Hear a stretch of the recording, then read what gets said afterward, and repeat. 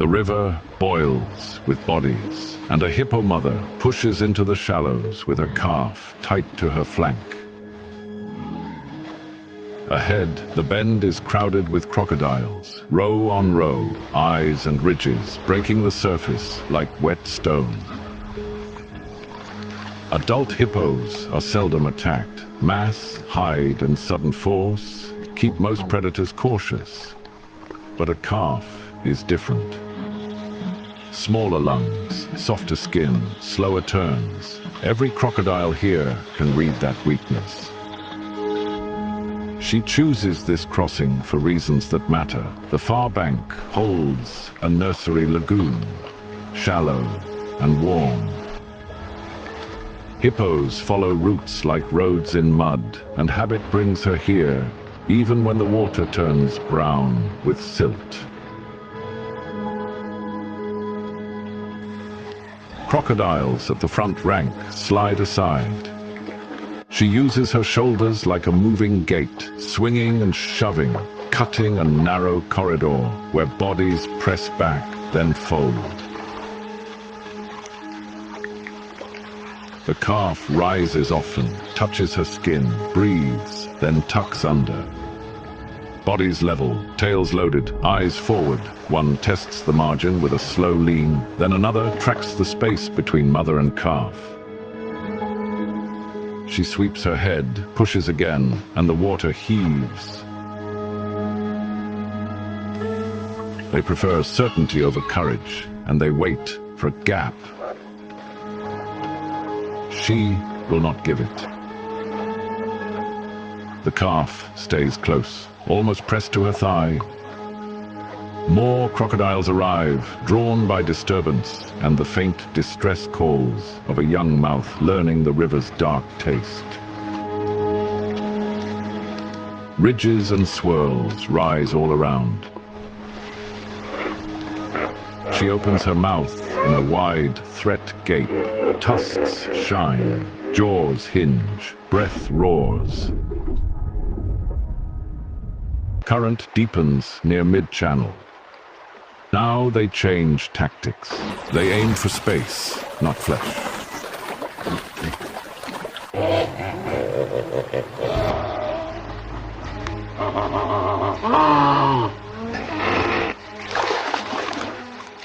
Sometimes it climbs along the slope of her back for a few heartbeats. A little height buys time. A little time buys distance. They slide between mother and calf, trying to widen the seam. She bellows, drives forward, and opens water with her skull. Risk spreads, boldness grows. The mother rams again and again. She churns the bed, lifts bodies, snaps and roars, and the sound carries to the far reeds, but she cannot block every line at once. Teeth scrape skin without purchase. The youngster slips free, and the mother slams down with her chest. The attacker rolls and retreats, bone on bone, then a splash. Mass breaks angles. The line reforms. The second strike comes low and fast. The calf jerks, vanishes in a boil of silt, and the mother spins with explosive force.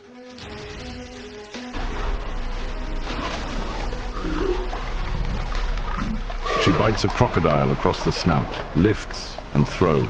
The sound is a crack, followed by foam and mud. It snaps back at her muzzle. Bubbles rise, silence, then a gasp. The calf breaks the surface, alive. But a crocodile snaps on its front leg in a hard clamp.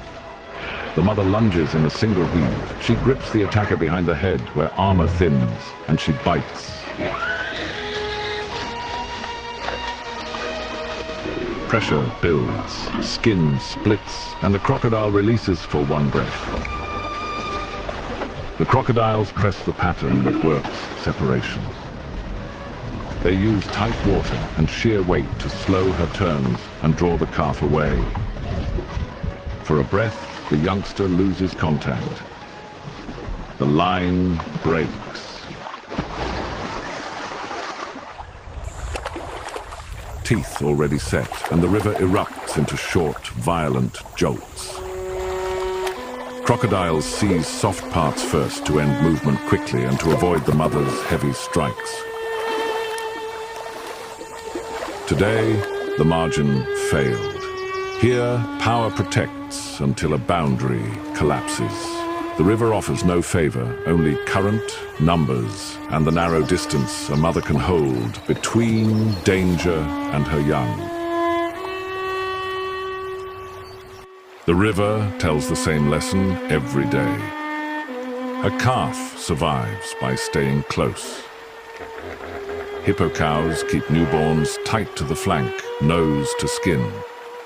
So the youngster can find air fast and follow without seeing. Calves are born in shallows or on quiet banks, then nudged into water within hours. They ride on the mother's back when depth rises, and they nurse underwater by sealing nostrils and surfacing between gulps. The cow positions her body between teeth and calf, turns broadside to block, yawns to warn, and rams when warning fails. Dung showering marks boundaries. The tail spins and scatters scent across the surface and banks. A wide yawn displays tusks like tools. Power anchors hippo society. Adult males hold territories in deep pools and river bends, spacing the herd with warning rituals. Incisors for scraping, canines grown into long ivory blades that sharpen with use. Most disputes end at the surface with gapes and lunges that push rivals to the margins. When status is not settled, fights erupt. They are abrupt, violent and loud, heads slam, jaws close on thick hide, bodies twist to throw weight into water, scars map old seasons on every dominant bull. Fights spike when water shrinks, when cows come into estrus, or when a strong subadult presses for space. Cows fight too, especially when calves wander into a dominant male's path, or when crowding drives strangers too close. Strength here is not sprint speed, it is mass, momentum, and a bite that crushes bone. Even so, fights are costly. A bull that wins today carries bruises into tomorrow, and a bull that loses may be forced from the pool to shallow, dangerous water, where crocodiles wait, and where nights on land run longer. Order returns quickly once a winner holds center. Heat writes the daily schedule. Hippos are built for water. Skin is thin for an animal this size, and it dries fast. Sun drives them under. Only eyes, ears, and nostrils remain above the line. A reddish secretion beads on skin. When air bakes and waterholes shrink, the surface turns to crowd. On such days, other giants enter. Elephants wade in to drink and bathe, and their bulk can push hippos from the center of the pool to the scene, or even clear a channel to the only deep pocket left. Hippos yield rather than take tusks to the face. They grumble, shuffle, and pack tighter against the bank. Buffalo herds do the same at times, filling the shallows in a single push.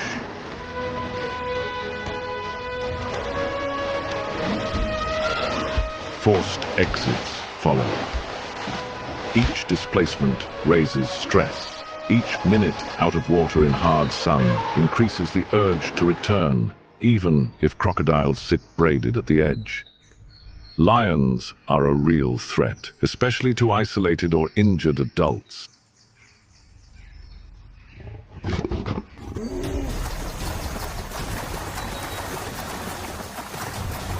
The answer is depth. A quick pivot and a direct drive into deep water end most attempts.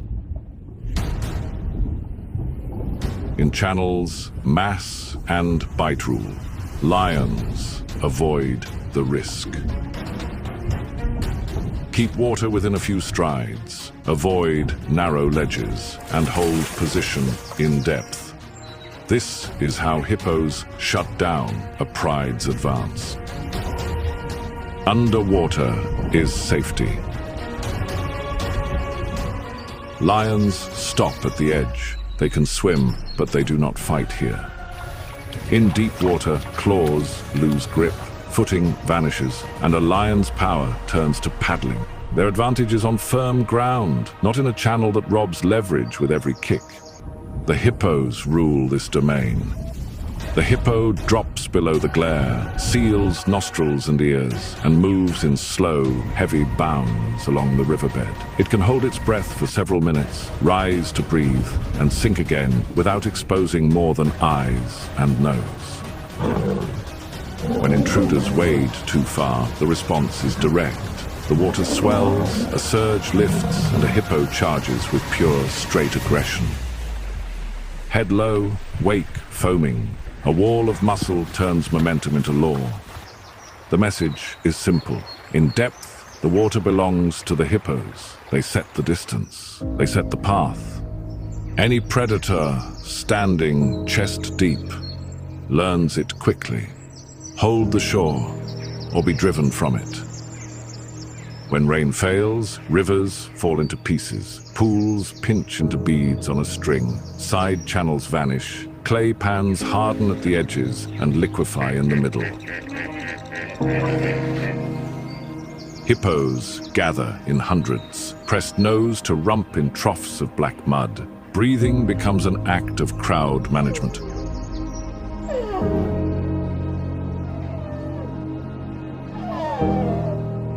Individuals rise in turn to draw air, then sink to share space for the next body. Skin cracks without water over it. Mud helps, but not enough to erase heat.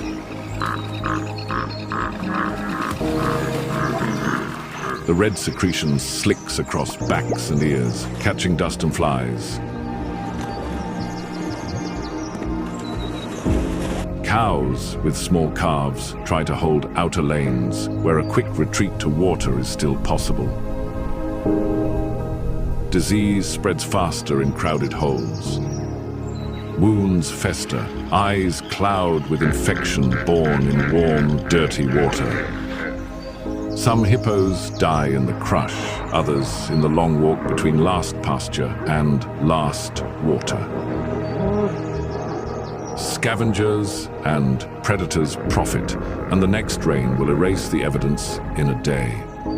Yet dry season also binds the herd. Dry season compresses every rule until one bend, one night road, or one shrinking pool turns a calculation into a crisis. And when rain returns, the herd resets the map, step by heavy step.